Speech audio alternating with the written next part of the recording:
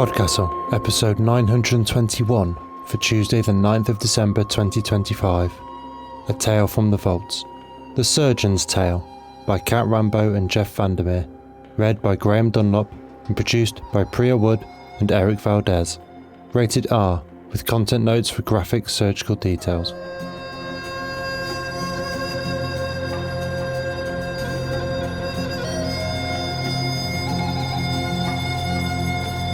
Good morning, good day, good afternoon and good evening, and welcome to PodCastle, the flying castle of fantasy fiction. I'm your host, Matt Dovey, and it is my pleasure to once again trudge down into the dampest, deepest, coldest depths of our vaults, dodging sturges and mimics alike to retrieve one of the weightiest tomes from the Seaward Wall archive and present, once again, for your enjoyment, a tale from the vaults. The Surgeon's Tale by Cat Rambo and Jeff Vandermeer, narrated by the inimitable Graeme Dunlop.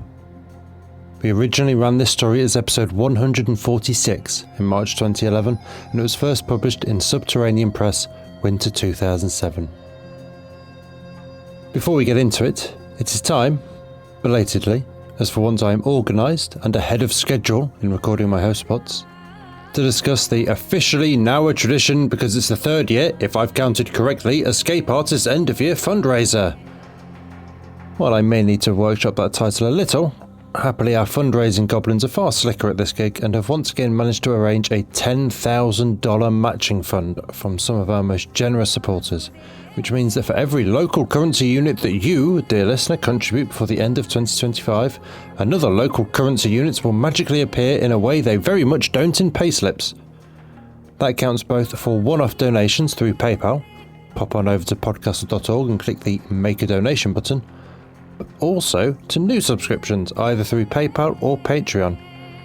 So if you sign up to Patreon for the first time this month at the $7 tier, for example, that magically doubles for us to $14. Or even better, sign up for an annual Patreon subscription and your $168 will double to $336 for us. Oh, except, this being December and the year-end campaign and all that, you can get 10% off on Patreon, either your first month subscription or the entire year if you plump for an annual, with the code 2025YEC. YEC as in year-end campaign. Get it? So you can pay less, we can still get more, everyone is a winner! Except for this poor warp zone afflicted villager with all the extra fingers that I've just been doing my sums with. Sorry, Harold.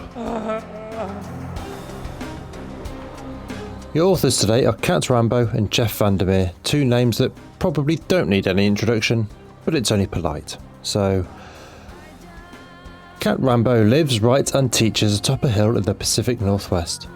Her 200-plus fiction publications include stories in Asimov's, Clark's World magazine, and the Magazine of Fantasy and Science Fiction. She is an Endeavour, Nebula, and World Fantasy Award nominee.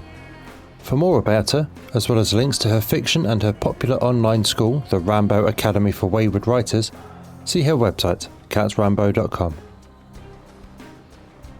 Jeff Vandermeer is the author of Hummingbird Salamander, the Bourne novels, Bourne, the Strange Bird and Dead Astronaut, and the Southern Reach series, Annihilation, Authority and Acceptance, the first volume of which won the Nebula Award and Shirley Jackson Award, and was adapted into a movie by Paramount.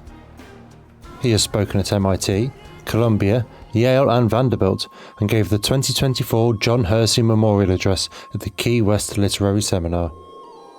Environmental non-fiction by Vandermeer has appeared in Time, The Nation, Current Affairs and Esquire, among others. Vandermeer founded the Sunshine State's Biodiversity Group non-profit in 2023. Forthcoming work includes Absolution, a fourth Southern Reach novel. Your narrator, Graeme Dunlop, has been involved with Escape Artists for many years, producing audio, hosting shows, narrating stories, and keeping the websites going. He was born in Australia, although people have identified him variously as English, American, and South African, amongst other nationalities. He loves the spoken word. Graeme lives in Melbourne, Australia with his wife, Amanda, and beautiful boy dog, Jake. And now pay attention, for our tale is about to begin, and such a tale of woe and misdeeds it is.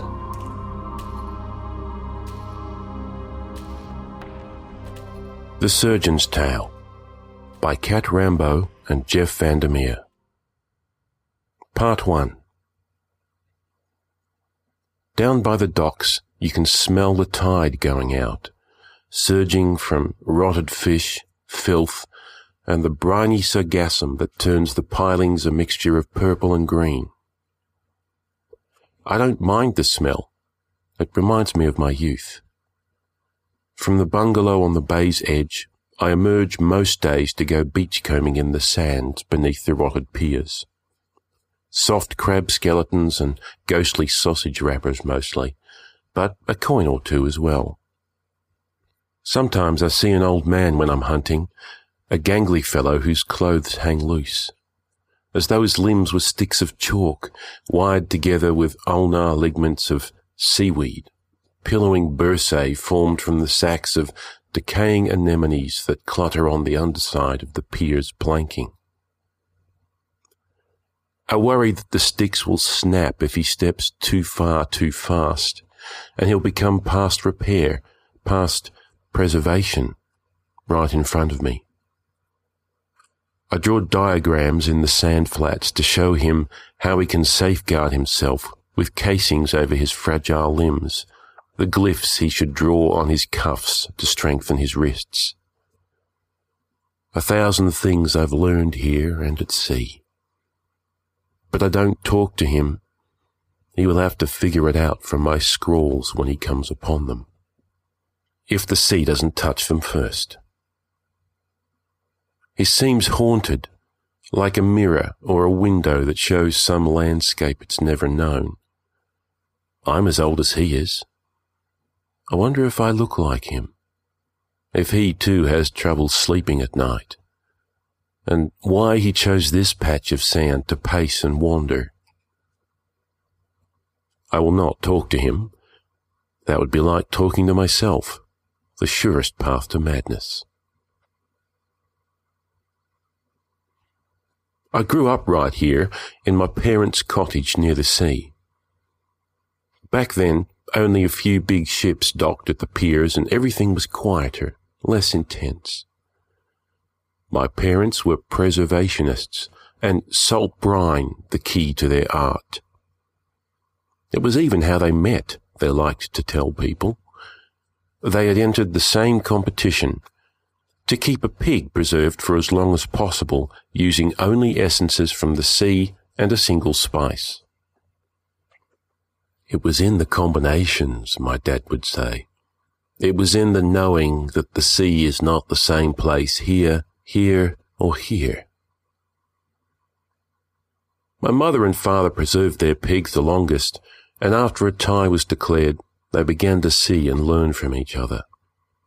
They married and had me, and we lived together in the cottage by the sea, preserving things for people. I remember that when I went away to medical school, the only thing I missed was the smell of home. In the student quarters we breathed in drugs and sweat and sometimes piss. The operating theatres, the halls, the cadaver rooms, all smelled of bitter chemicals. Babies in bottles, dolphin fetuses, all had the milky white look of the exsanguinated, not dreaming or asleep, but truly dead. At home, the smells were different. My father went out daily in the little boat his father had given him as a young man, and brought back 100 wonderful smells. I remember the sargassum the most, thick and green and almost smothering, from which dozens of substances could be extracted to aid in preservations. Then, of course, sea urchins, sea cucumbers, tiny crabs and shrimp, but mostly different types of water. I don't know how he did it, or how my mother distilled the essence, but the buckets he brought back did have different textures and scents. The deep water from out in the bay was somehow smoother, and its smell was solid and strong, like the rind of some exotic fruit. Areas near the shore had different pedigrees. The sea grasses lent the water there, under the salt, the faint scent of glossy limes. Near the wrecks of iron-bound ships from bygone eras where the octopi made their lairs, the water tasted of weak red wine. "Taste this," my mother would say, standing in the kitchen in one of my father's shirts over rolled-up pants and suspenders. Acid blotches spotted her hands. I could never tell if there was mischief in her eye or just delight, because some of it, even after I had become used to the salt, tasted horrible. I would grimace and my father would laugh and say, "Sourpuss, learn to take the bitter with the sweet." My parents sold the essence of what the sea gave them, powders and granules and mixtures of spices. In the front room, display cases stood filled with little pewter bowls glittering in so many colours that at times the walls seemed to glow with the residue of some mad sunrise. This was the craft of magic in our age, pinches and flakes. Magic had given way to science because science was more reliable, but you could still find magic in nooks and crannies hidden away. For what my parents did, I realised later, could not have derived from the natural world alone. People came from everywhere to buy these preservations. Some you rubbed on your skin for health. Some preserved fruit. Others meat. And sometimes, yes, the medical school sent a person to our cottage, usually when they needed something special that their own ghastly concoctions could not preserve or illuminate. My dad called the man they sent Stinker behind his back. His hands were stained brown from handling chemicals, and the reek of formaldehyde was even in his breath. My mother hated him. I suppose that is one reason I went to medical school, because my parents did not like Stinker. Does youth need a better excuse? As a teenager, I became contemptuous of the kind, decent folk who had raised me. I contracted a kind of headstrong cabin fever too, for we were on the outskirts of the city. I hated the enclosing walls of the cottage. I hated my father's boat. I even hated their happiness with each other, for it seemed designed to keep me out.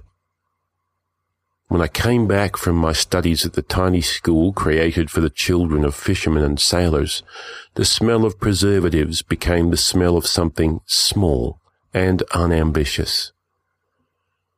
Even though poor, the parents of my schoolmates often went on long journeys into the world, had adventures beyond my ken.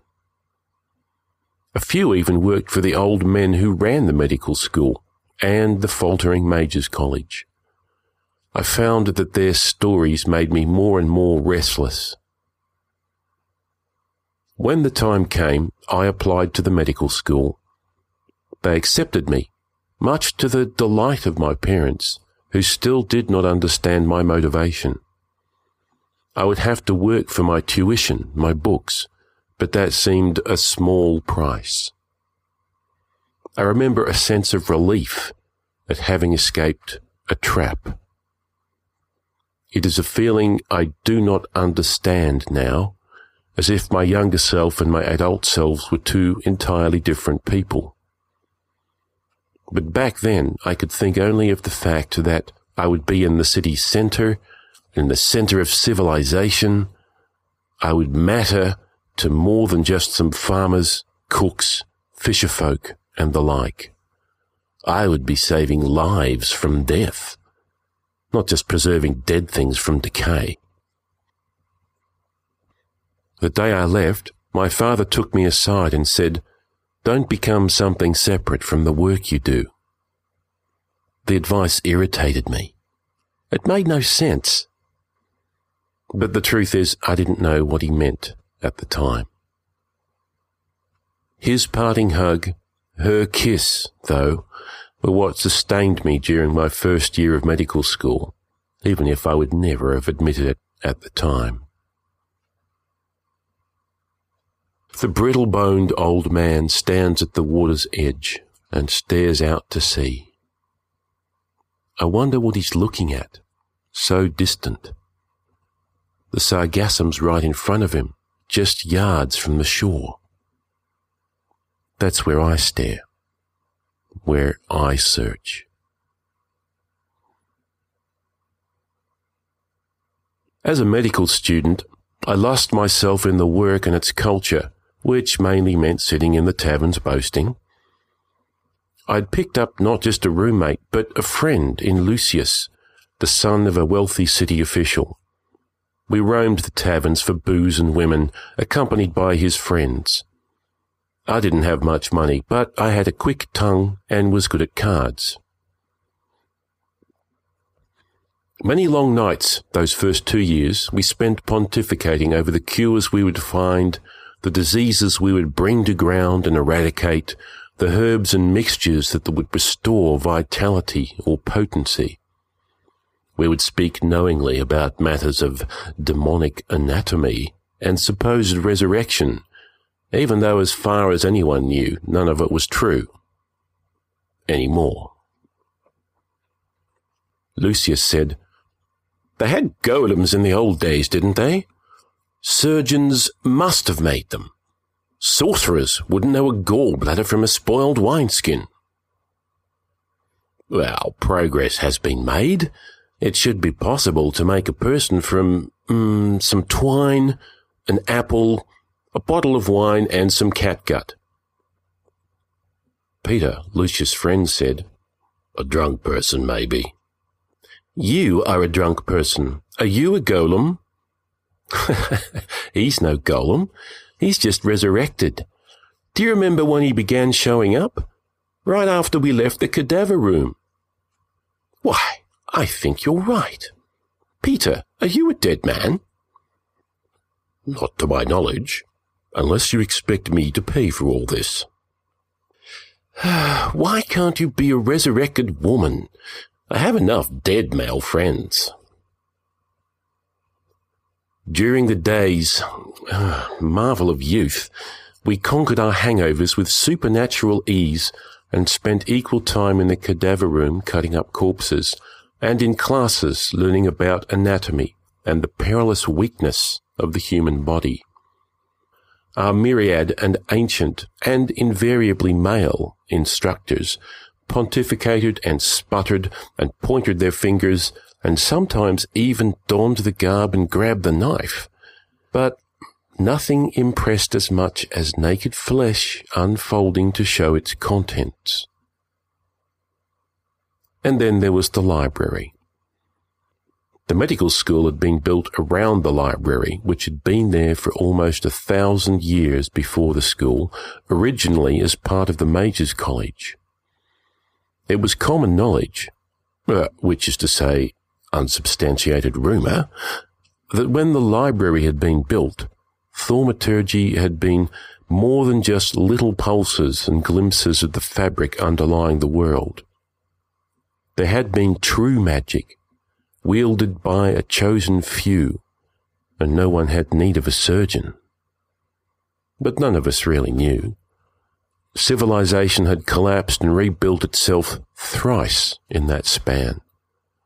All we had were scraps of history and old leather-bound books housed in cold, nearly airless rooms to guide us.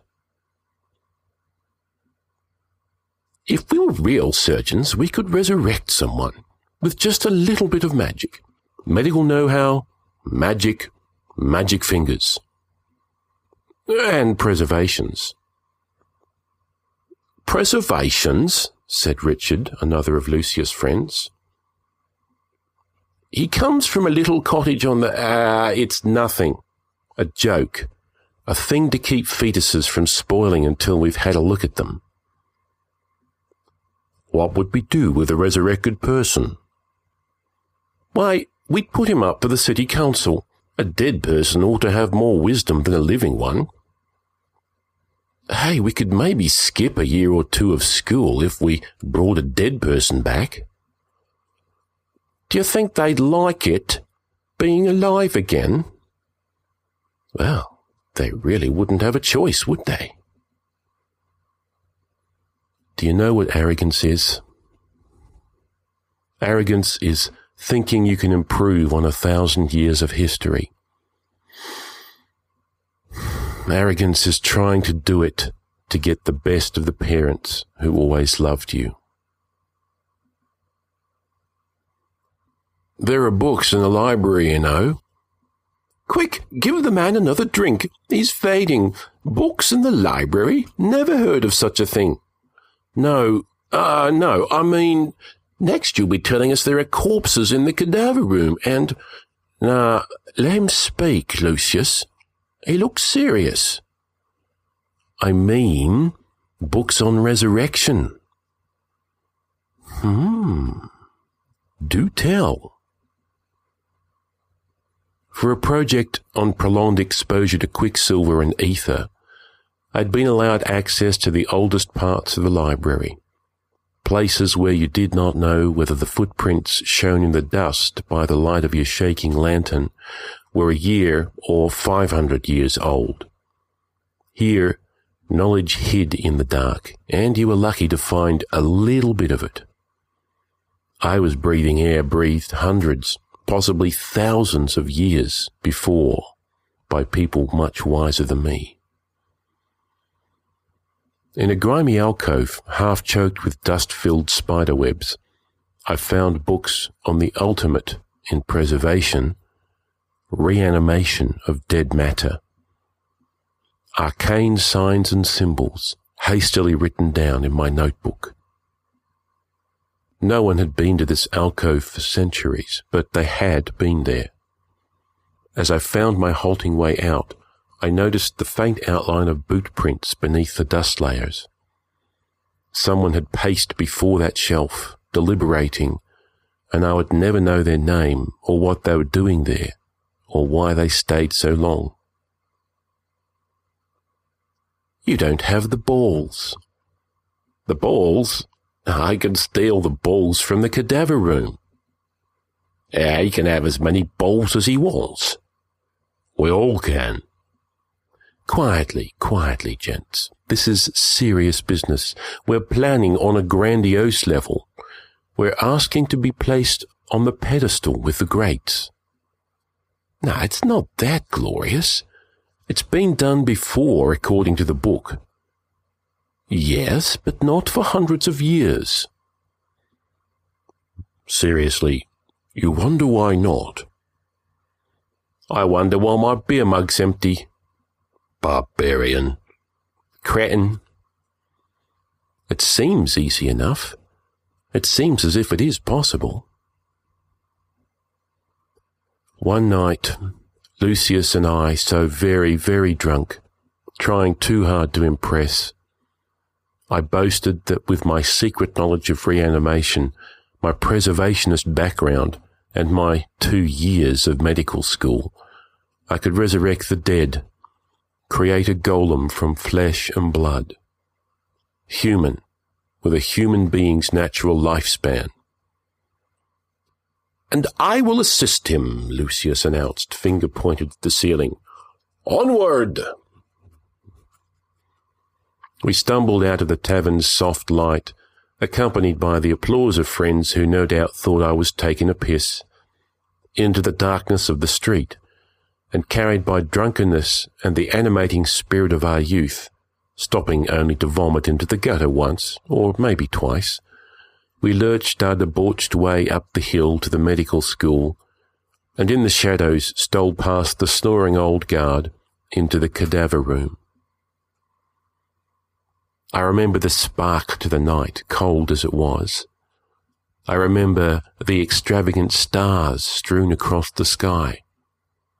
I remember the euphoria, being not just on a quest, but on a drunken quest, and together, best of friends in that moment.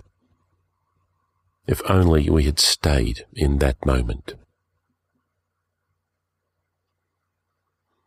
preservation is a neutral thing, my mother told me once. It prolongs a state that already exists. It honours the essence of something. She stood in the back room, surrounded by buckets of pungent water, when she said this to me. I think I was 12 or 13. She had a ladle and was stirring some buckets and sipping from others. Glints and sparkles came from one. Others were dark and heavy and dull. The floor, once white tile, had become discoloured from decades of water storage. The bloody rust circles of the buckets, the hemorrhaging green-blue stains. But the essence of preservation, my mother said, is that it doesn't last. You can only preserve something for so long, and then it is gone. And that's all right. My father had entered the room just before she said this. The look of love and sadness she gave the two of us, me sitting, my father standing behind me, was so stark, so revelatory that I could not meet her gaze. Looking back at that moment, I've often wondered if she already knew our futures. In the cadaver room, we picked a newly dead woman who had drowned in the sea, probably the daughter of a fisherman. She lay exposed on the slab, all strong shoulders and solid breasts and sturdy thighs.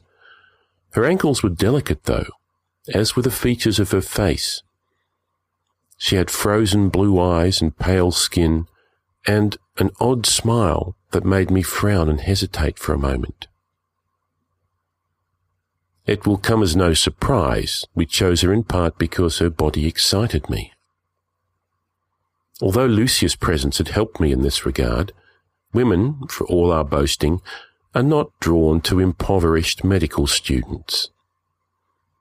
Even on those rare occasions, it had been in the dark and I had only had glimpses of a woman's naked form. The dissections of the classroom did not count. They would drive most men to celibacy, if not for the resilience of the human mind. "This one?" Lucius asked. I didn't know if he still thought this was a lark or if he knew how serious I was. "I think so," I said. "I think this is the one." And although I didn't know it, I did mean the words.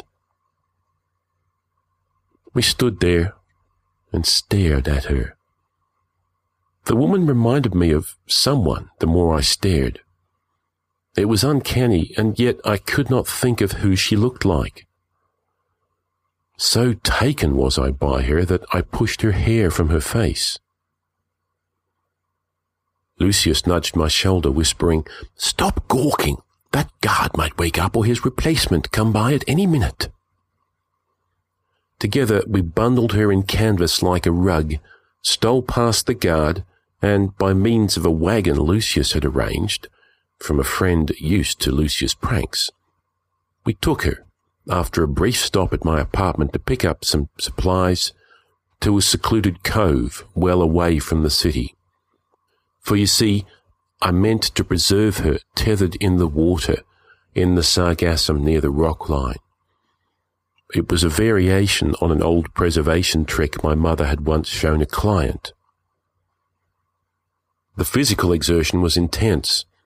I remember being exhausted by the time we hauled her out of the cart. Her body would not cooperate. There was no way for her not to flop and become unwound from the canvas at times. It added to the unreality of it all, and several times we collapsed into giggles.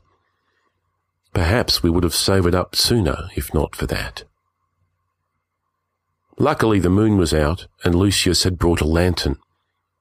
By then, my disorganized thoughts had settled, and although I was still drunk, I had begun to have doubts. But this is the problem with having an accomplice. If Lucius hadn't been there, I would like to think I'd have put a stop to it all. But I couldn't, not with Lucius there, not with the bond between us now. As for what kept Lucius beside me, I believe he would have abandoned me long before, if not for a kind of jaded hedonism, the curiosity of the perpetually bored. It was hard. I had to think of the woman as a receptacle, a vehicle for resurrection, not the end result. We laid her out atop the canvas, and I drew symbols on her skin with ink I'd daubed onto my fingers. Holding her right hand, I said the words I had found on the books, knowing neither their meaning nor their correct pronunciation. I rubbed preservatives into her skin that would not just protect her flesh while she lay amongst the sargassum, but actually bring it back to health. I had to do some cutting, some surgery near the end, an odd autopsy, looking for signs of the mechanical defect, as one of my instructors used to say, that would preclude her reanimation. I cleared the last fluid from her lungs with a syringe. By this time, I could not tell you exactly what I was doing. I felt imbued with preternatural, instinctual knowledge and power, although I had neither. What I had were delusions of grandeur, spurred on by alcohol and the words of my friends, tempered perhaps by memories of my parents' art. Lucius held the lantern and kept muttering, "Oh my God," under his breath. But his tone was not so much one of horror as, again, morbid fascination. I've seen the phenomenon since. It is as if a mental list is being checked off on a list of unique experiences. By the time I had finished, I knew the dead woman as intimately as any lover. We took her down to the sargassum bed and we laid her there, floating, tethered by one foot using some rope. I knew that cove. I'd swum in it since I was a child. People hardly ever came there. The sargassum was trapped. The tide only went out in the spring when the path of the currents changed.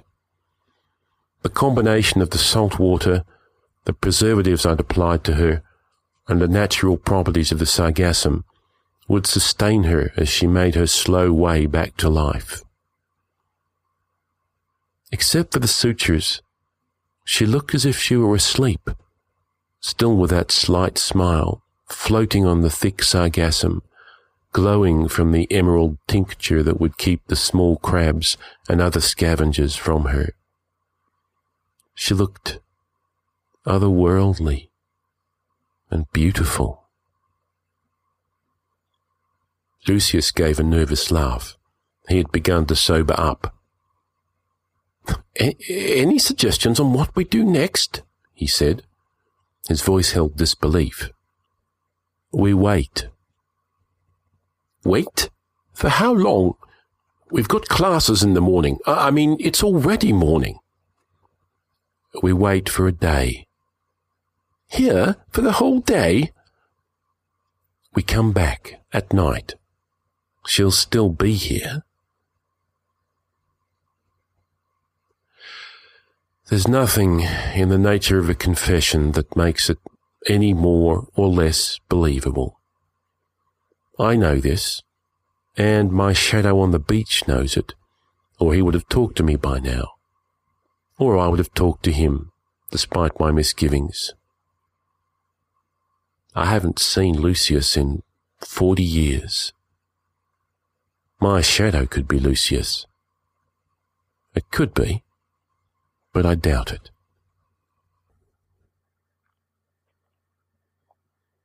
Part 2. In the morning, for a time, neither Lucius nor I knew whether the night's events had been real or a dream. But the cart outside of our rooms, the deep fatigue in our muscles, and the blood and skin under our fingernails, this evidence convinced us. We looked at each other as if engaged in some uneasy truce, unwilling to speak of it, still thinking, I believe, that it would turn out to have been an hallucination. We went to classes like normal, Our friends teased us about the bet, and I shrugged, gave a sheepish grin, while Lucius immediately talked about something else.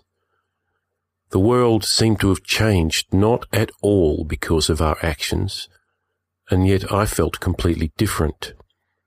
I kept seeing the woman's face. I kept thinking about her eyes. Did the medical school miss the corpse? If so, they ignored it for fear of scandal. How many times a year did it happen? I've always wondered, and for what variety of reasons? That night we returned to the cove, and for 3 nights more. She remained preserved, but she was still dead.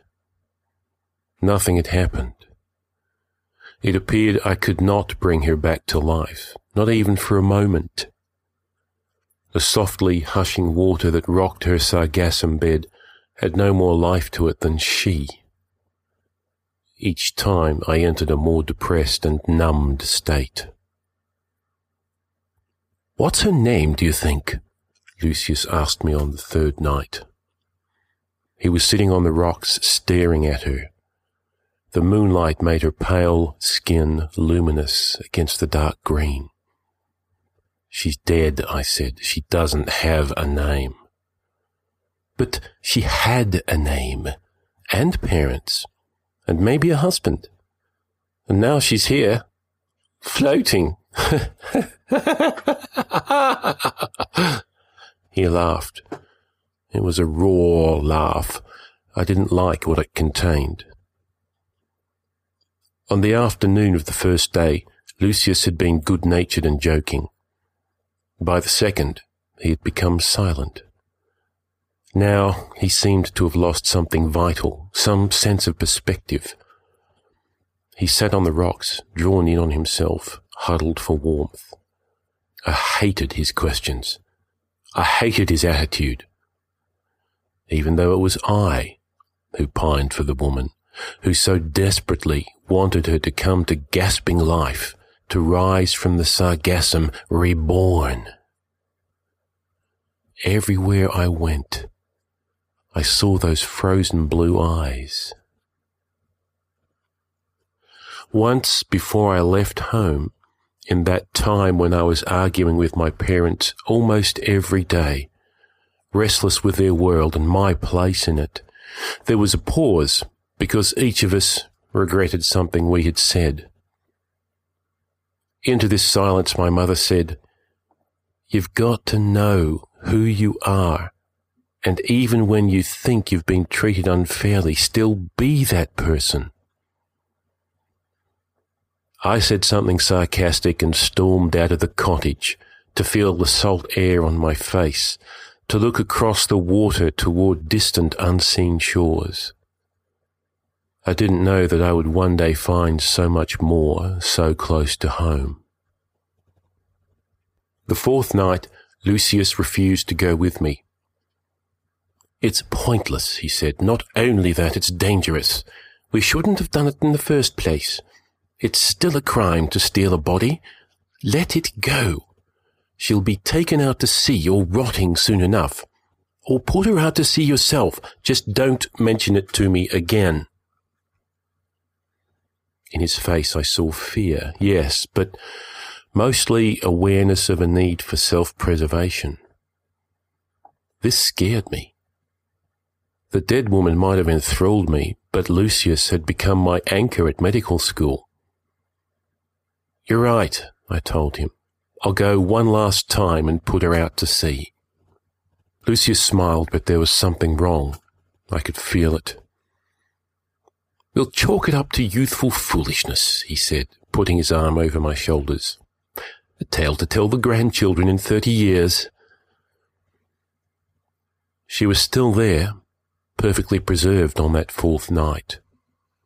But this time, rising from the sargassum, I saw what I thought was a pale serpent swaying. In the next second, breath frozen in my throat, I realized I was staring at her right arm and that it was moving. I dashed into the water and to her side, hoping for what? I still don't know. those frozen blue eyes, that skin, imperfect yet perfect, her smile. She wasn't moving. Her body still had the staunch solidity, the draining heaviness of the dead. What I had taken to be a general awakening was just the water's gentle motion. Only the arm moved with any purpose. And it moved toward me. It sought me out, reaching. It touched my cheek as I stood in the water there beside her, and I felt that touch everywhere. I spent almost an hour trying to wake her. I thought that perhaps she was close to full recovery, that I just needed to push things a little bit. But nothing worked. There was just the twining arm, the hand against my cheek, my shoulder, seeking out my own hand as if wanting comfort. Finally, exhausted, breathing heavily, I gave up. I refreshed the preservation powders, made sure she was in no danger of sinking, and left her there, the arm still twisting and searching and alive. I was crying as I walked away. I had been working so hard that it wasn't until that moment that I realized what had happened. I had begun to bring her back to life. Now, if only I could bring her the rest of the way. As I walked back up into the city, into the noise and colour and sounds of people talking, back into my existence before her, I was already daydreaming about our life together.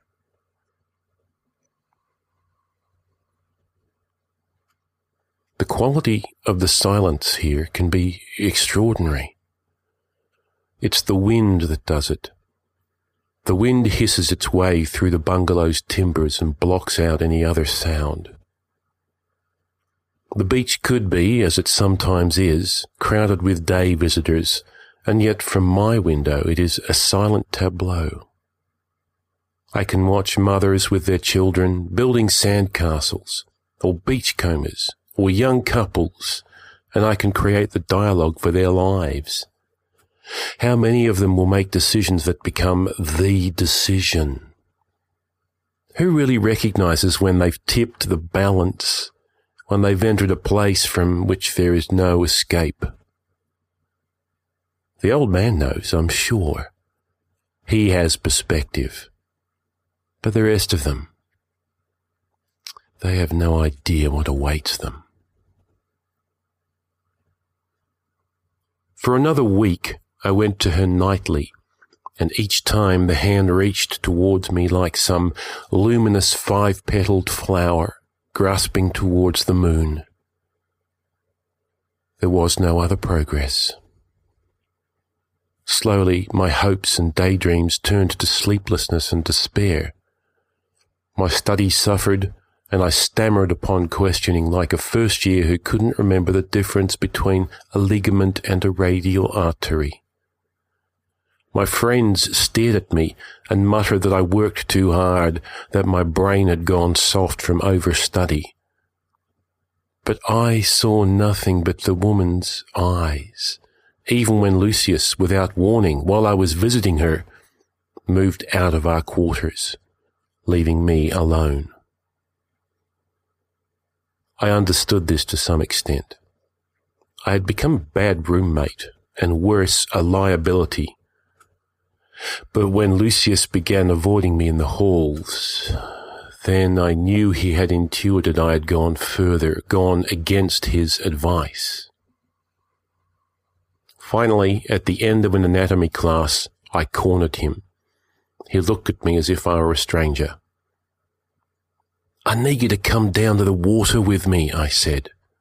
"Why?" he said. "What's the point?" "You need to see." "What have you done?" From Lucius' tone, you'd thought I'd have murdered somebody. "You just need to see, please, for a friend." He gave me a contemptuous look, but said, "I'll meet you tonight. But I won't go down there with you. We meet there and leave separately. Thank you, Lucius. Thank you so much. I was so desperately grateful. I'd been living with this secret in my head for almost a week. I hadn't been bathing. I hadn't been eating. When I did sleep, I dreamt of snow-white hands reaching for me from the sea, hundreds of them melting into the water.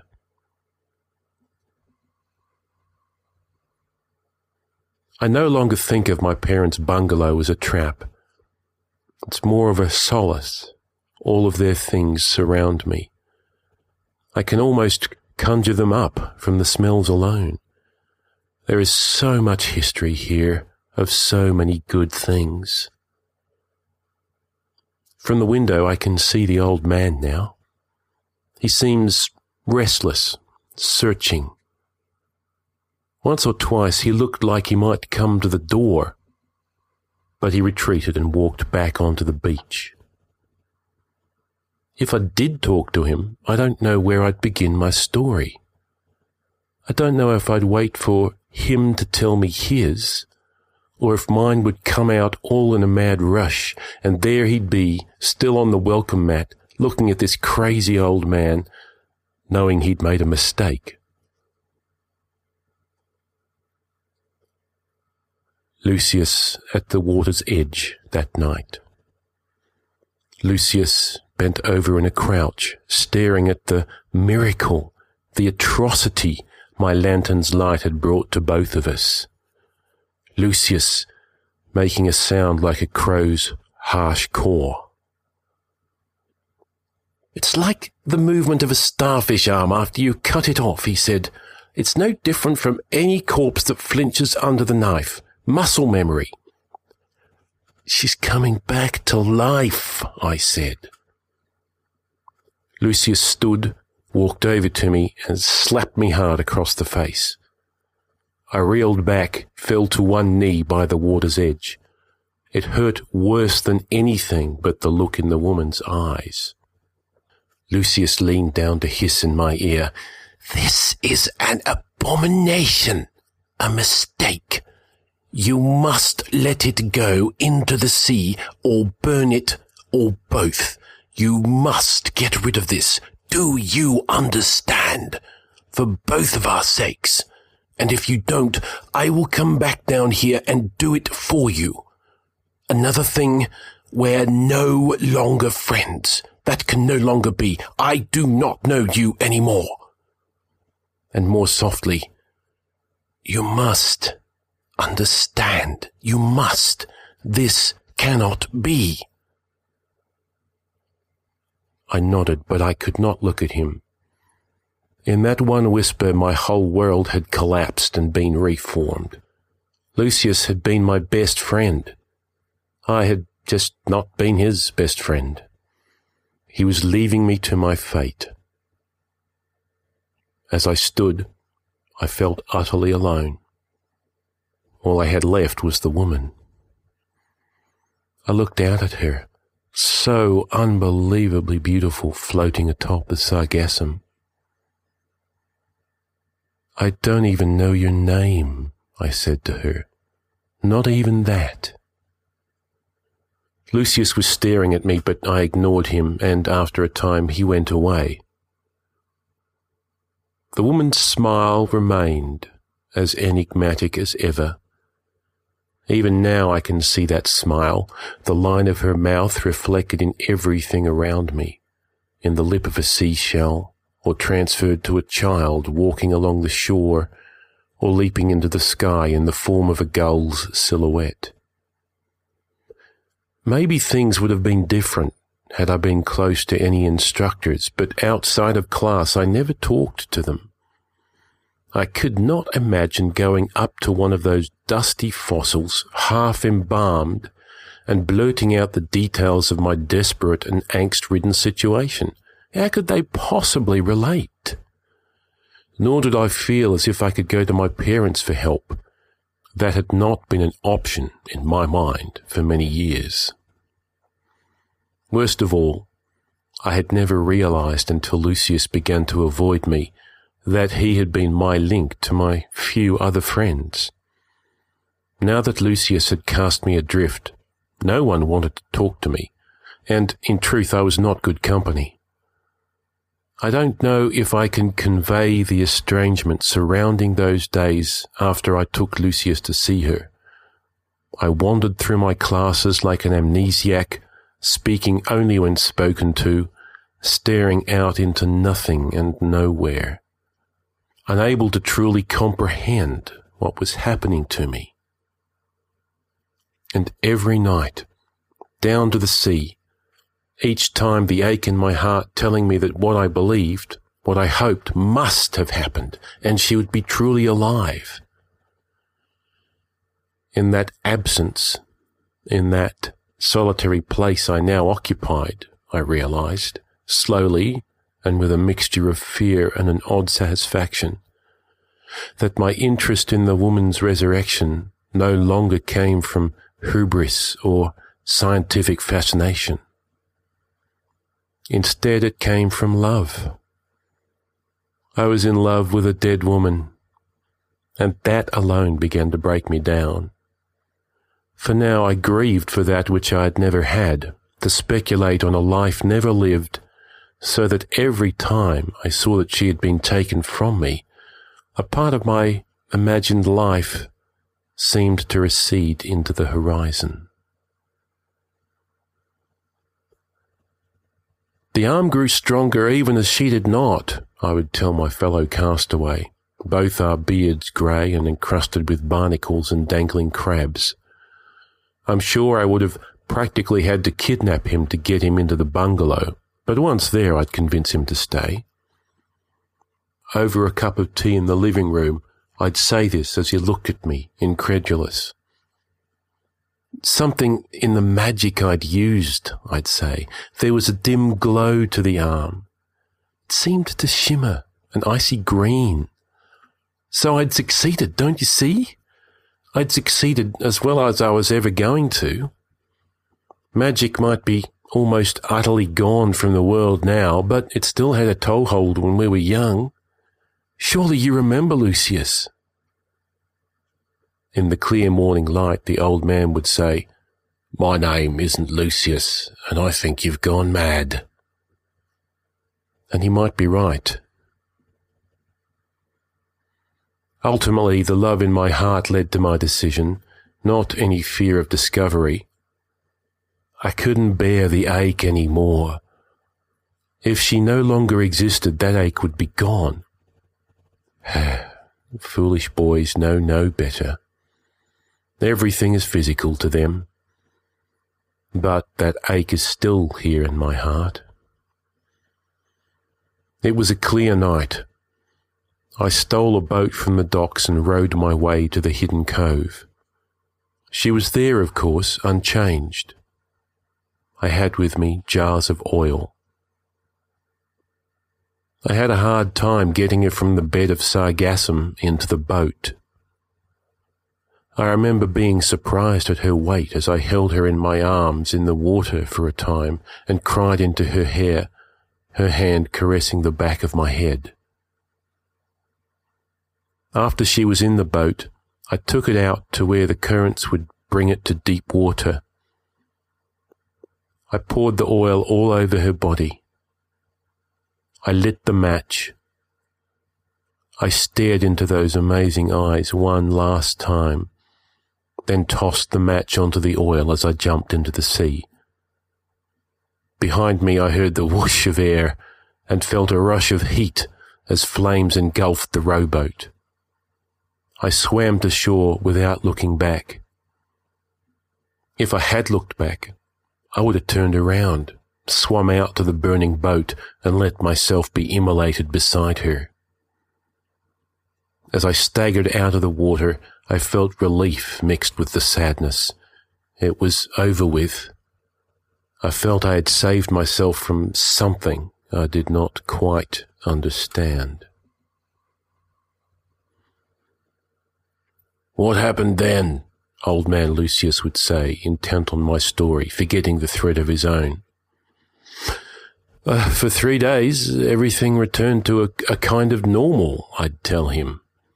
Or as normal as it could be. I slept. I went out with a couple of the first years who didn't know you'd abandoned me. I felt calm as a waveless sea. Calm? After all of that? Perhaps I was in shock, I don't know. What happened after the 3rd day?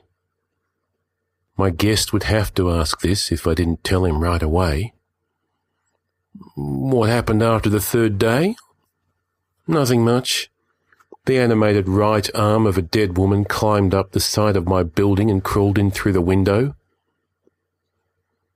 And with that, Lucius would be frozen in time, cup cantilevered toward his mouth, shock suffusing his face like honey crystals melting in tea. I woke up with the arm beside me in bed.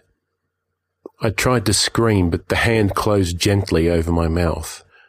The skin was smooth, but smelled of brine. With an effort of will, I got up, pulled the arm away, and threw it back onto the bed. It lay there, twitching. There was sand under its fingernails. I began to laugh. It was after midnight. I was alone in my room with a reanimated, disembodied arm. Her hand. It had come to me from the depths of the sea, crawling across the sea floor like some odd creature in an old book. What would you have done? I remembered Lucius' comment that the arm displayed the same mindless motion as a wounded starfish. I took the arm downstairs and buried it in the backyard, weighed down with bricks and string like an unwanted kitten. Then I went back to bed, unable to sleep, living with a constant sense of terror the next day. The next night, the arm was in my room again, last remnant of my last love. I buried it 3 more nights. It came back. I tossed it into the sea. It came back. I became more creative. I mixed the arm in with offal behind a butcher's shop, holding my nose against the stench. It came back, smeared with blood and grease. I slipped it into an artist's bag at a coffee shop. It came back, mottled with vermilion and umber paint. I tried to cut it to pieces with a bone saw. It reconstituted itself. I tried to burn it, but of course it would not burn. Eventually, I came to see it meant me no harm. Not really. Whatever magic bound it, it did not seek revenge. I hadn't killed the woman. I just hadn't brought her fully back to life. In return, she hadn't come fully back to me. So then you kept it locked in a box in your room, you say? Yes, I would tell my shadow. There was no real danger of discovery. No one came to visit me anymore. And I rarely went to classes. I was searching for answers, for a way out. You have to understand I was in an altered state by then. Of course. A sip of tea and no inclination to divulge his own secrets. The sea beyond the window is the source of the biggest changes for me now. It goes from calm to stormy in minutes. The colour of it, the tone of the waves, varies by the hour. Over the months it brings me different things. The debris of a sunken ship, a cornucopia of jellyfish, and of course, strands of sargassum washed up from the bay. I was insane, I tell him. Of course you were, with grief. Youth is a kind of insanity. It robs you of experience, of perspective, of history. Without these, you are adrift. Back to the libraries I went, and back again and again. But it was as if the floors had been swept, and I could not trace my own footprints. In those echoing halls I found every book but the one that would have helped me. Had my long-ago counterpart, standing there deliberating, thought about stealing the book?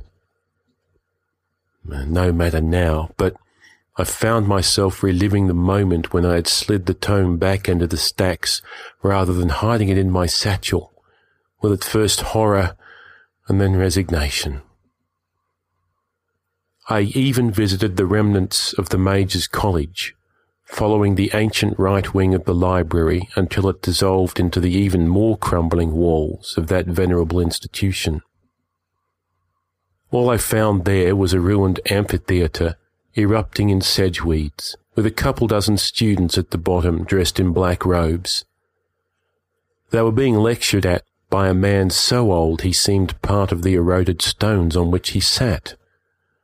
If magic still remained in the world, it did not exist in this place. All I had left were the more modern texts and the memory of a phrase among the symbols and signs I had used to animate the arm. Make what you bring back your own. Each time I took the arm out of the box, it came garlanded with thoughts I did not want but could not make go away.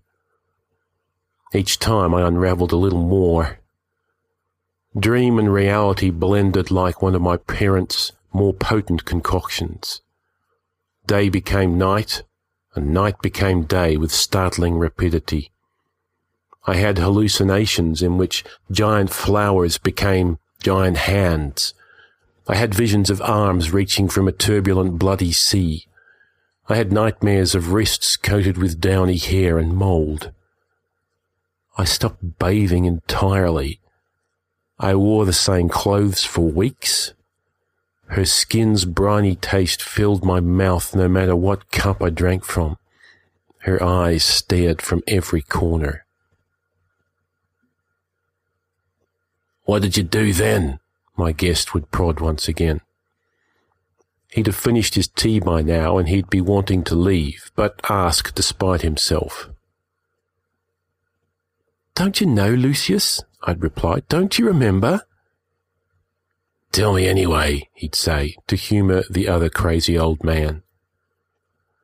One night, sick with weariness and heartache, I took the arm to the medical school's operating theatre and performed surgery on myself. A rapid intake of breath. "You did?" "No, of course not. You can't perform that kind of surgery on yourself. Impossible. Besides, the operating theatre has students and doctors in it day and night. You can't sneak into an operating theatre the way you can sneak into a cadaver room. Too many living people to see you." "Oh," he'd say, and lapse into silence. Maybe that's all I'd be willing to tell my Lucius surrogate. Maybe that's the end of the story for him. One night, sick with weariness, with heartache, I took the arm to the medical school's operating theatre and performed surgery on myself. It wasn't the operating theatre, and I wasn't alone. No, my friend was with me the whole time. Me, tossing the proverbial pebbles from some romantic play at the window of Lucius' new apartment one desperate sleepless night, hissing as loud as I could, "Lucius, I know you're in there!" More pebbles, more hissing, and then he, finally, reluctantly opening the window. In the light pouring out, I could see a woman behind him, blonde and young, clutching a bedsheet. Lucius stared down at me as if I were an anonymous beggar. "Come down, Lucius," I said, "just for a moment." It was a rich neighbourhood, not where one typically finds starving medical students. Not the kind of street where any resident wants a scene. "What do you want?" he whispered down at me. "Just come down. I won't leave until you do." Again, that measured stare. Suddenly I was afraid. He scowled and closed the window, but a minute later he stood in the shadow of the doorway with me, his hair dishevelled, his eyes slits. He reeked of beer. "You look like shit," he said to me. "You look half dead." Laughed at his own joke. "Do you need money? Will that make you go away?" Even a few days earlier that would have hurt me, but I was too far gone to care. "I need you to come down to the medical school." "Not in a million years. We're done. We're through." I took the arm out of my satchel and unwrapped it from the gauze in which it writhed. Lucius backed away against the door as I proffered it to him. He put out his hand to push it away, thought better of it. She came back to me. I burned the body, but the arm came back. "My God, what were you thinking? Put it away, now!" I carefully rewrapped it, put it back in the satchel. The point had been made. "So you'll help me?" "No, take that abomination and leave now." He turned to open the door. I said, "I need your help. If you don't help, I'll go to the medical school board, show them the arm, and tell them your role in this." There was a wound in me because of Lucius. Part of me wanted to hurt him, badly. Lucius stopped with his hand on the doorknob, his back to me. I knew he was searching furiously for an escape. "You can help me, or you can kill me, Lucius," I said, "but I'm not going away." Finally, his shoulders slumped and he stared out into the night. "I'll help, all right? I'll help. But if you ever come here again after this, I knew exactly what he'd do, what he might be capable of. My parents had a hard life. I didn't see this usually, but at times I would catch hints of it. Preservation was a taxing combination of intuition, experimentation, and magic. It wasn't just the physical cost. My mother's wrists aching from hundreds of hours of grinding the pestle in the mortar. My father's back throbbing from hauling buckets out of the boat nearly every day. The late hours, the dead-end ideas that resulted in nothing they could sell. The stress of going out in a cockle shell of a boat in seas that could grow sullen and rough in minutes.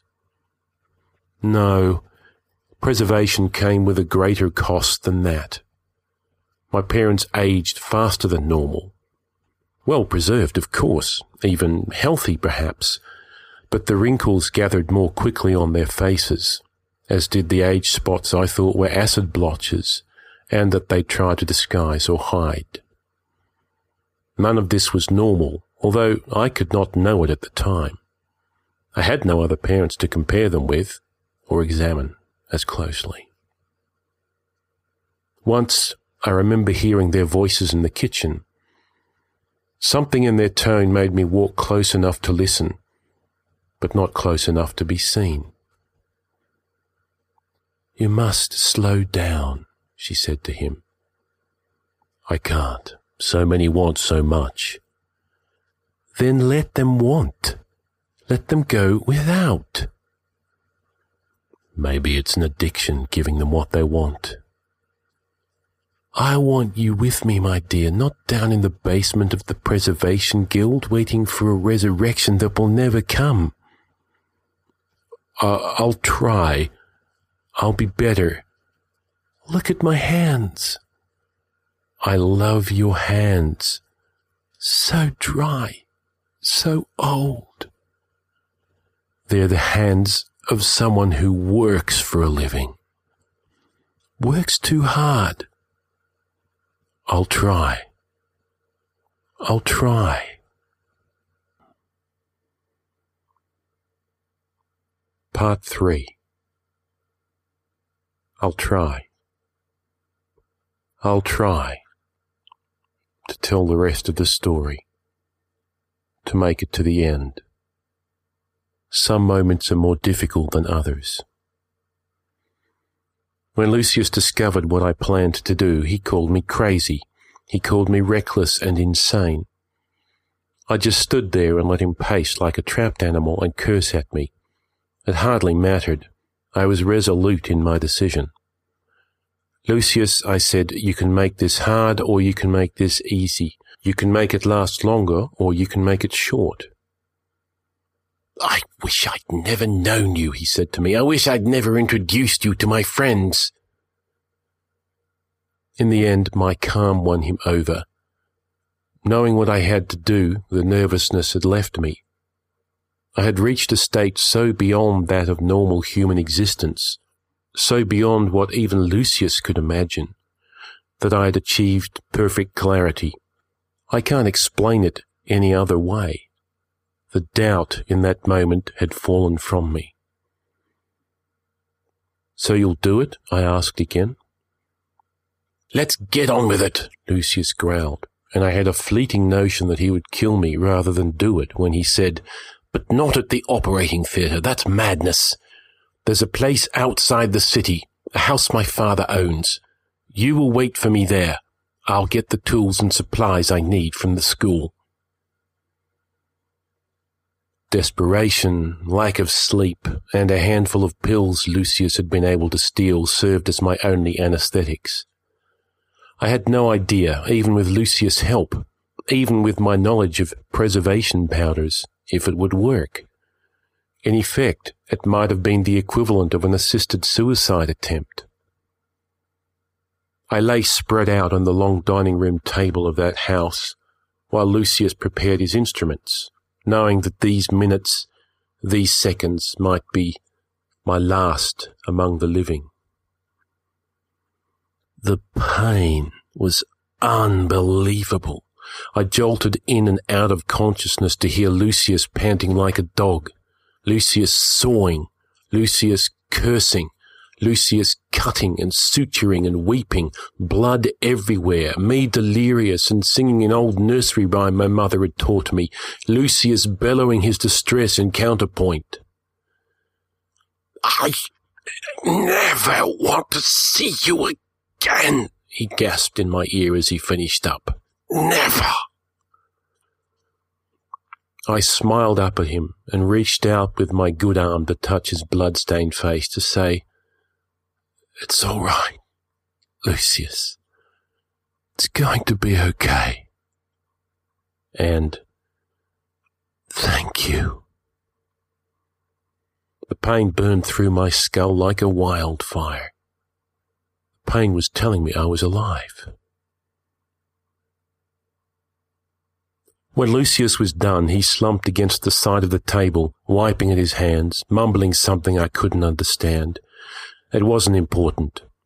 All I knew was that my own right arm had been consigned to the morgue, and the woman's arm had replaced my own. Lucius saw to it that I got back to my apartment, although all I have are vague flashbacks to the inside of a cart and a painful rolling sensation.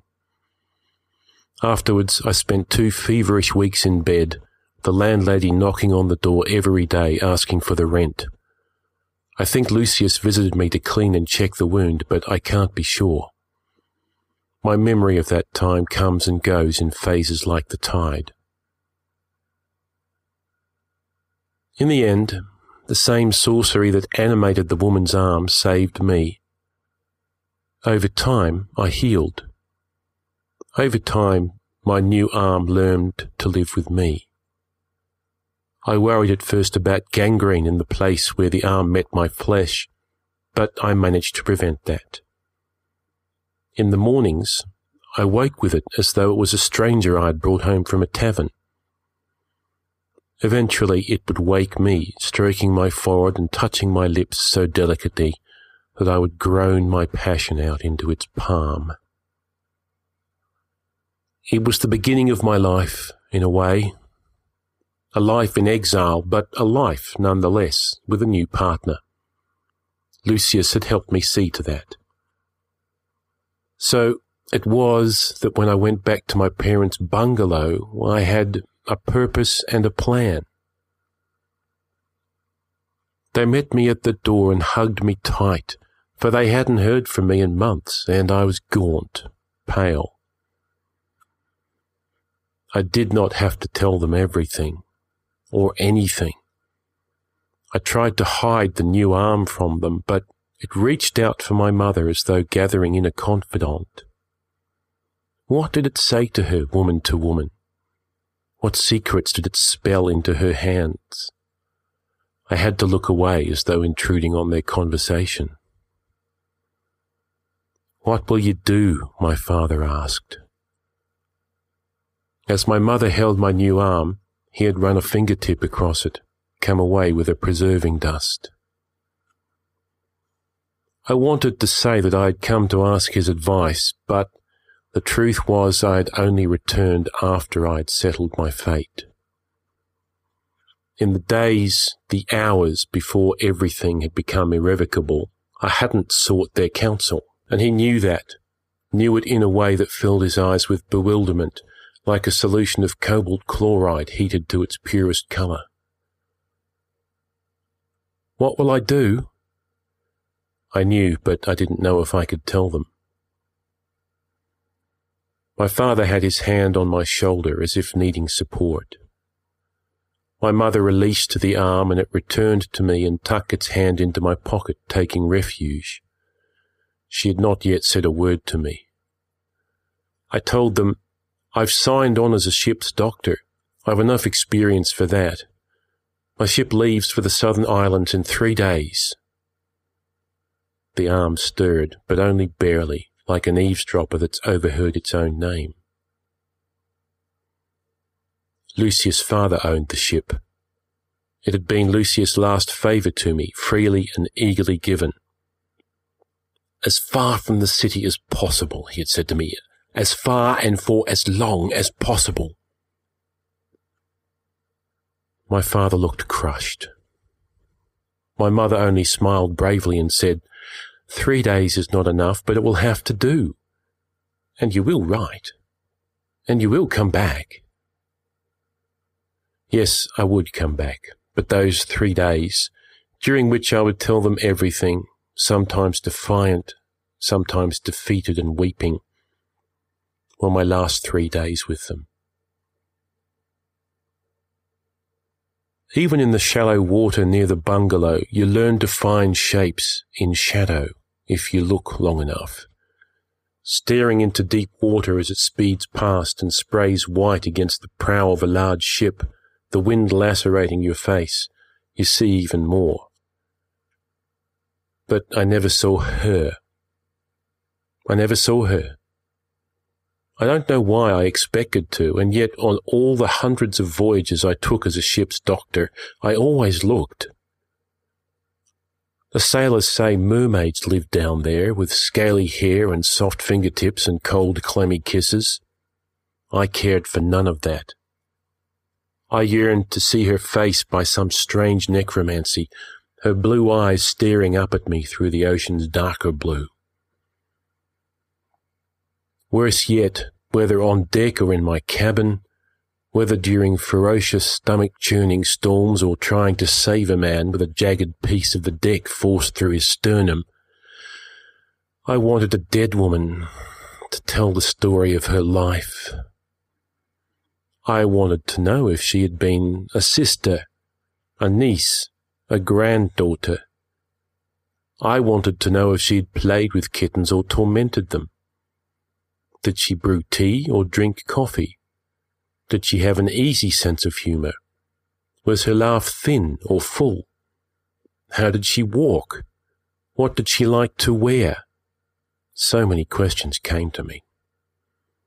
Because I had no idea of her personality, I imagined her, probably wrongly, as my double, embarrassed by her parents' eccentricities, a little amazed to find herself touched by life, and led as though by the nose to this point of existence, this moment, when I searched 100 flavours of water for her smile. It wasn't a moot point. I experienced the sweet agony of living with a part of her every day.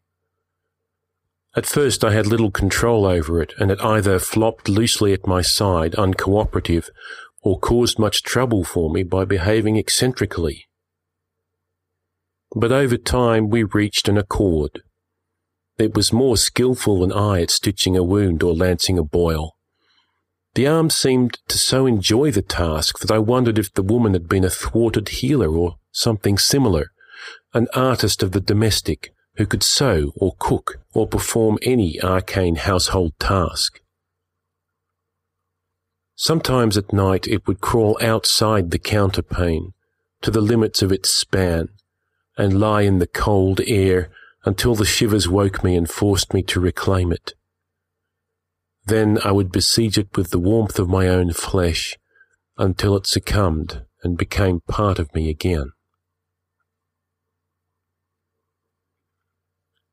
"Did you enjoy being a ship's doctor?" my guest would ask, if only to change the topic, and I would be grateful. It was boring and exhausting, I would say.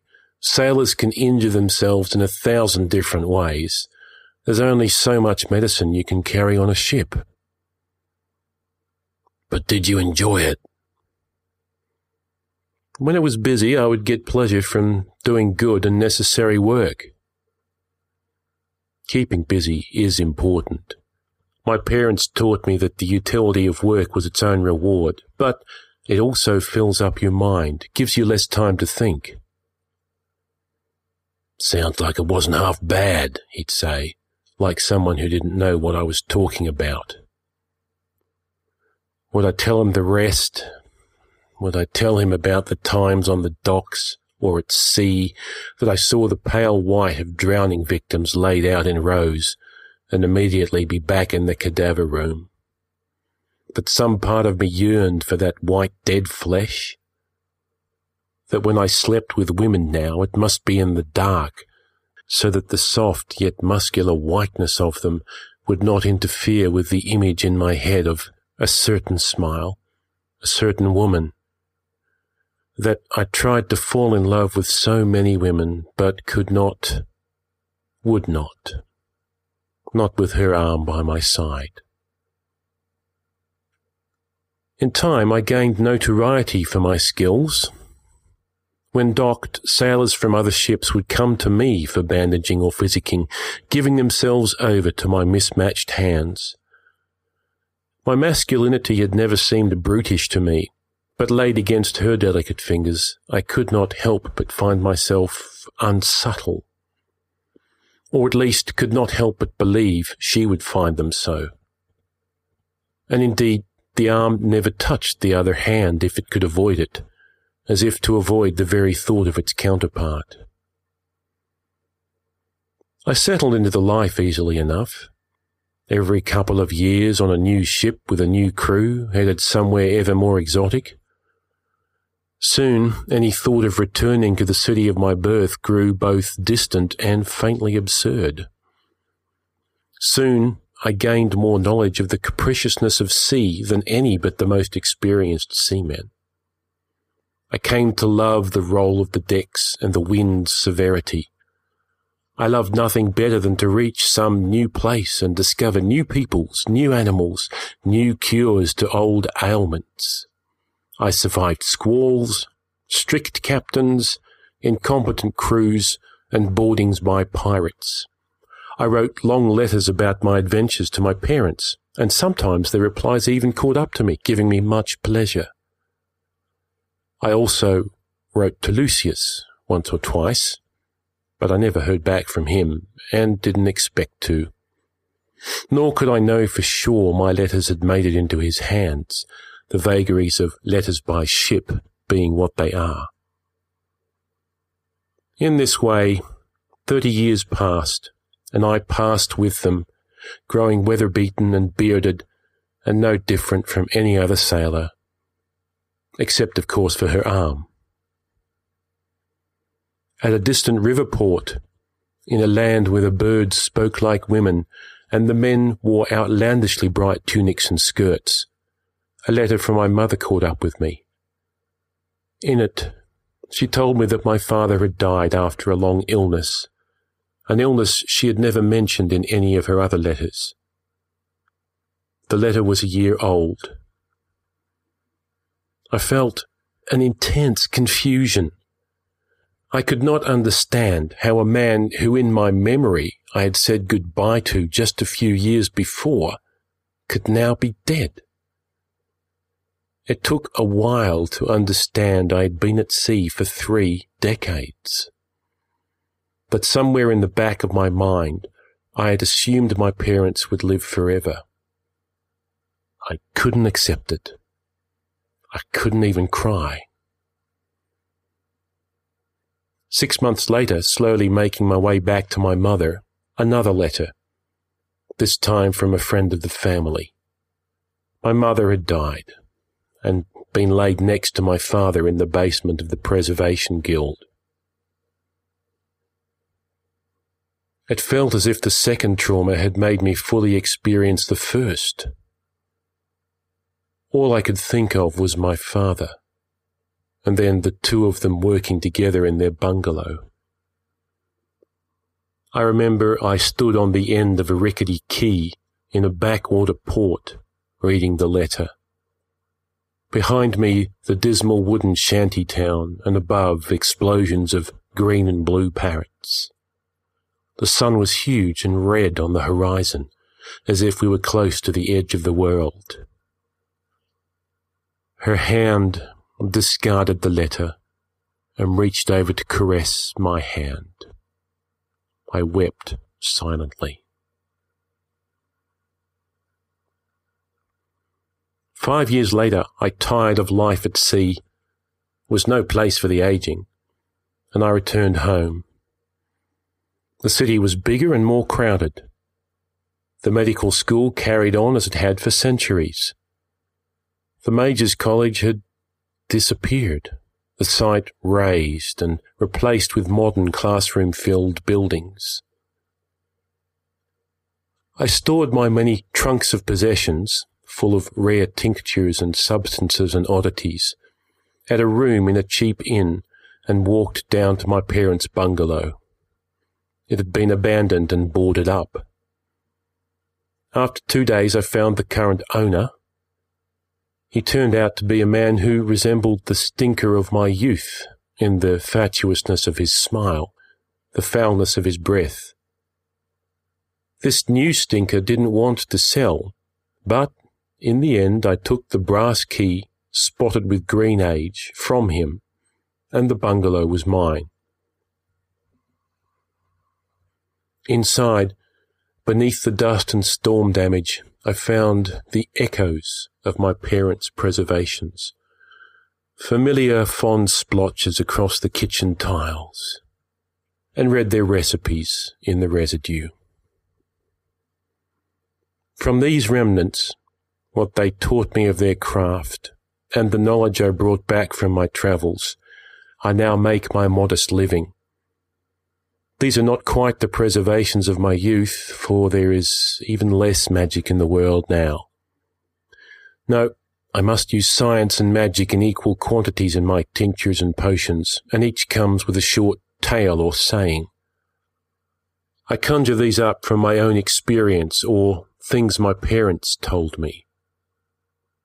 With them, I try to conjure up what is so easily lost, the innocence and passion of first love, the energy and optimism of the young, the strange sense of mystery that fills midnight walks along the beach. But I preserve more prosaic things as well, like the value of hard work done well, or the warmth of good friends. The memories that sustain these concoctions spring out of me and through my words and mixtures into my clients. I find this winnowing, this release, a curse at times, but mostly it takes away what I do not want or can no longer use.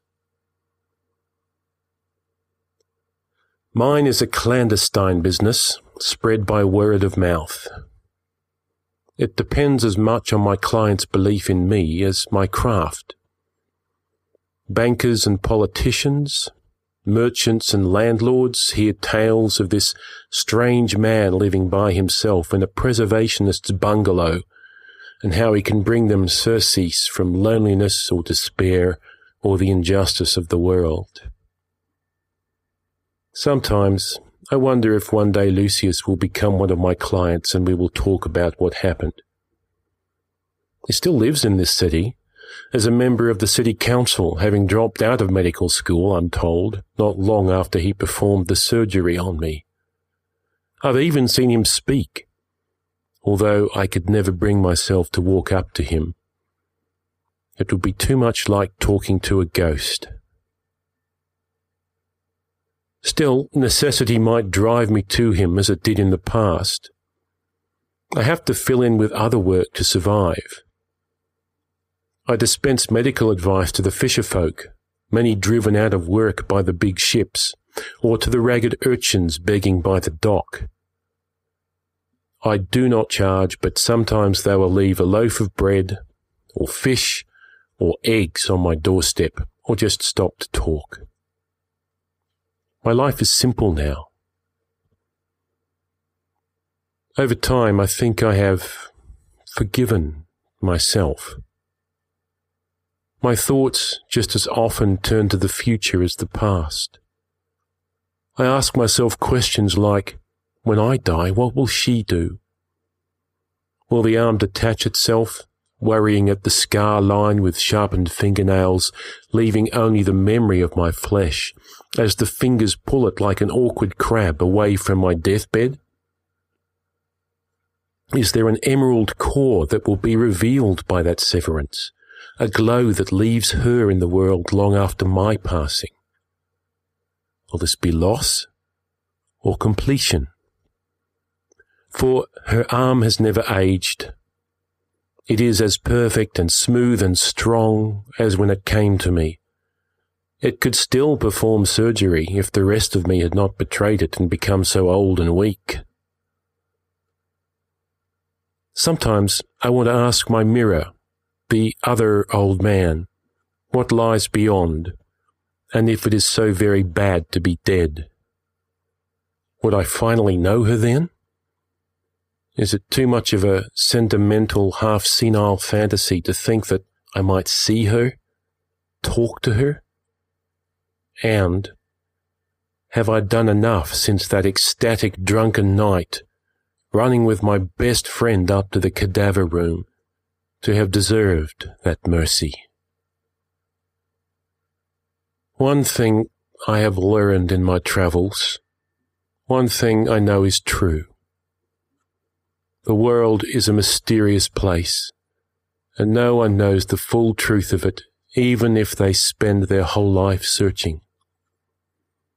For example, I am writing this account in the sand, each day's work washed away in time for the next, lost, unless my counterpart has been reading it. I'm using my beloved's hand, her arm as attached to me as if we were one being. I know every freckle. I know how the bone aches in the cold and damp. I can feel the muscles tensing when I clench the purple stick and see the veins bunched at the wrist like a blue delta. A pale red birthmark on the heel of her palm looks like the perfect snail crossing the tide pool at my feet. We never really knew each other, not even each other's names. But sometimes that is unimportant.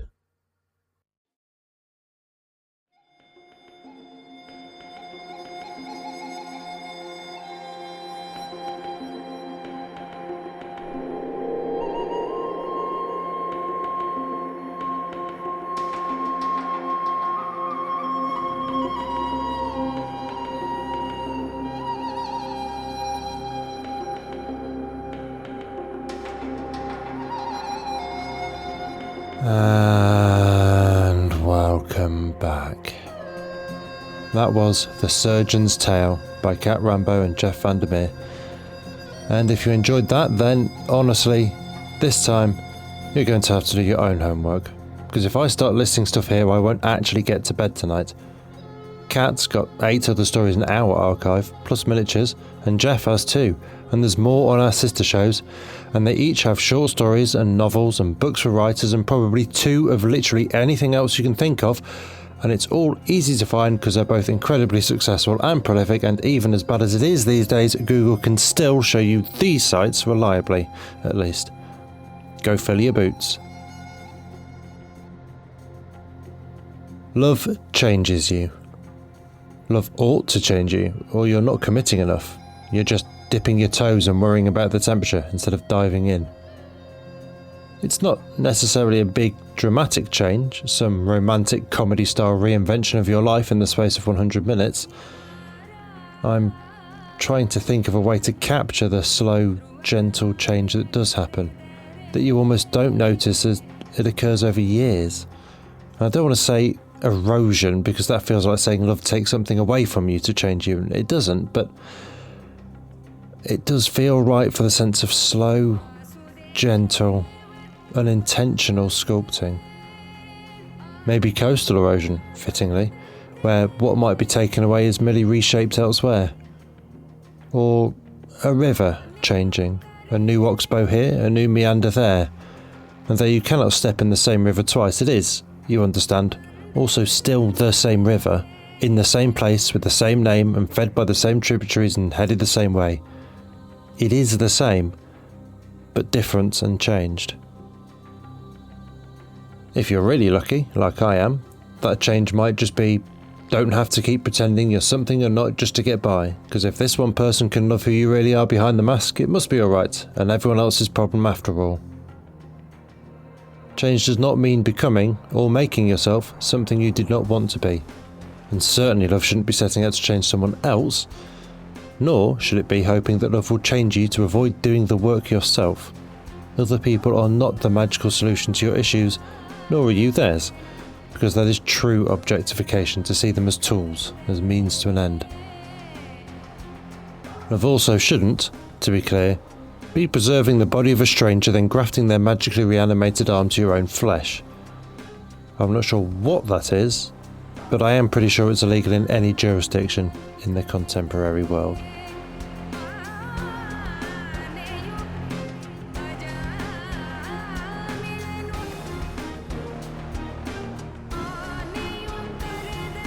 That was our show for this week. On behalf of everyone at PodCastle, your co-editors, Wanini Kamamia and Devon Martin, assistant editor, Caitlin Zavanovich, audio engineer, Eric Valdes, and our many wonderful first readers, Andrew K. Ho, Balawan Conte, Craig Jackson, Amalia Harrington, Habiba DeCubo, Julia Patt, Kieran Corsini, Tanya Barry, Tava Nova, Tierney Bailey, Zeev Witties, and myself, Matt Dovey. Thank you for letting us share another story with you. PodCastle has long survived on donations alone, and even though there's ads now, subscribing through our Patreon remains the best way to ensure we can keep bringing you one story told well. And if you subscribe at the $7 tier, you can get rid of the ads again. So if you'd like to support what we and the rest of Escape Artists do, please join our Patreon at patreon.com/EAPodcasts through your browser to avoid paying the App Store fees. Prefer another method? There are details for supporting us via Twitch, Amazon Prime, Ko-fi and PayPal on escapeartist.net. Or you can reach out directly by email at donations@escapeartist.net with any questions and someone will get back to you. The legal bit. PodCastle is part of the Escape Artists Foundation, a 501c3 non-profit, and this episode is distributed under the Creative Commons Attribution, Non-Commercial, No Derivatives 4.0 International License. That means you can share it, and please do, but you cannot sell it and you cannot change it. If you want specifics, check creativecommons.org. Our music is by Shiva in Exile. We'll be back next Tuesday with another fantastic tale. In the meantime, you might care to check our sister podcasts, Escape Pod for science fiction, Pseudopod for horror, Cast of Wonders for YA speculative fiction, and Catscast for speculative cat stories. If your heart belongs to us, though, we'll see you next week. Be safe and be kind.